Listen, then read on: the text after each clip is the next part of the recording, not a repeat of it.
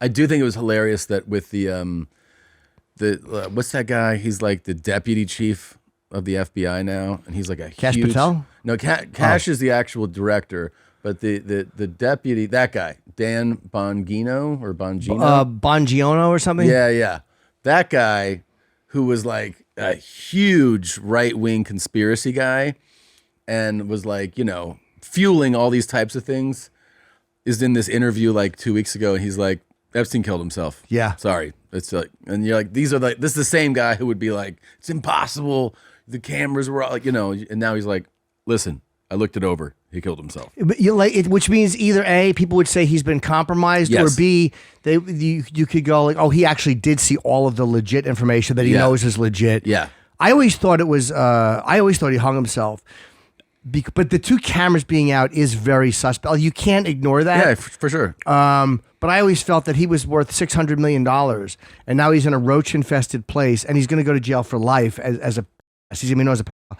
So there's a good reason to hang yourself. There's a good reason to hang yourself. Sure. There's also, you look at behaviors, right? Like a few days before he died, he went through the actual process of transferring all of his immense finances to his brother. And it's like, well, what mind space are you in when you go, hey, why don't you put everything in his name? Well, because you think maybe I want to die. Yeah. Or he was also probably worried about lawsuits after too. Like he knew that the civil suits were coming. Sure. But I mean, that was a guy, there's certain things that like if they were going to kill you before you gave out information, they wouldn't have left him alive that long. Yeah. They probably would have killed him outside of a jail. They would have just picked him off somewhere.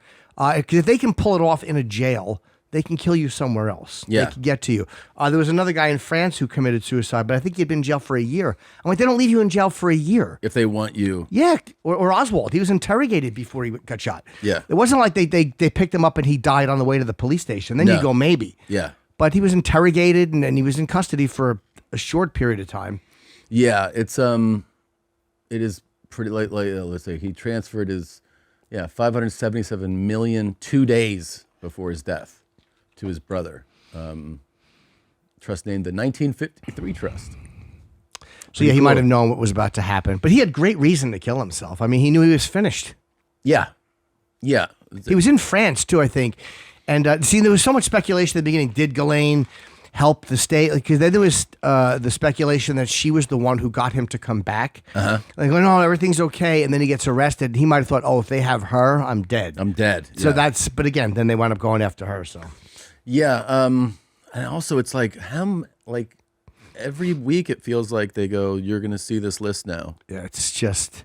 I don't understand. I don't either. The only people there's been people that I heard they protected who had legitimate business dealings with him, who had nothing to do with any of the sexual stuff, that they kept private because the name association would have ruined their lives, but they legitimately weren't involved with that stuff. Sure. But then there's other people you're like, maybe they're... Right, because he had to have obviously some legit business things going on, right? Like, there was one guy that the way that Epstein made a huge amount of his money was he managed the money of a multi-billionaire, and then when that guy became aware of his first scandal, is when he's like, I don't want my money with this guy. He took it away from him. Oh, not Lex Wessler, right? Who was the guy who? Lex Wessler was the guy from. He owned a bunch of. I would say he owned a bunch of stores, but I realized I couldn't have sounded stupider. But he's like a guy who owned massive shareholder, right? Like something, yeah. It could have been. I don't remember exactly who it was, but this really well-known business guy was like, he was like managing my money. And then that first case, like this is before everything, the earlier one, and he Florida, was like, "Oh, I don't want anything to do with this guy." And so that guy was like, "I don't want to be associated with this fucking guy." Yeah, which is legit, right? Yeah, of course. But that's probably they kept some of those names off. But I would like to. We'd all like to see it. It's just curious. Of course, yeah. We all want to see the super famous people that are on Is the there list. anyone left? Because they said there was all this video, and then we've seen nothing. Then you realize how much these people just talk. How much people in public life, government officials, how many of them are easily influenced by what somebody else says, and then they turned out not to know what the fuck they were talking about. They don't know what they're talking about. No. Yeah.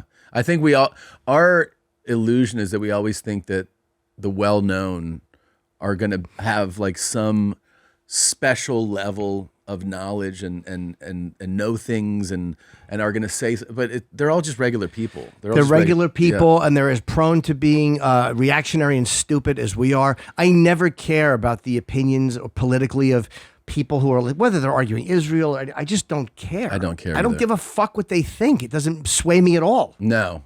It's boring. I mean, and also it's like, okay, high profile names. I think we knew almost all of these, right? Spacey, Naomi Campbell. Oh, Prince Andrew. Yeah, Randy Andy. What a naughty boy. Never seen again. You ever see a guy like, here's his problem with Prince Andrew. He's a guy who is so rich and so coddled that people would always go, yes, Your Majesty, yes. And he had no idea what a bad liar he was. Right. He never had to truly lie his way out of something because he would go, I didn't knock the lamp over. And people would go, of course you didn't, Your Majesty. Yeah, yes. He never had to really connive and lie his way out of a ticket. Yeah. So he thought he was a better bullshitter than he was. That's such a good point. Yeah. That's such a good observation. I was watching him.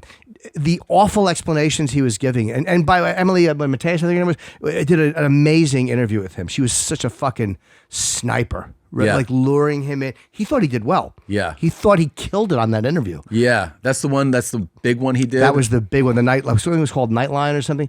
And but you realize this guy, for him to believe that he did well, is such a lack of self-awareness. Yeah, totally delusional. It's like a guy coming off stage and going, fuck, they're hot. It's like, and it's like shooting fish in a barrel. And you're like...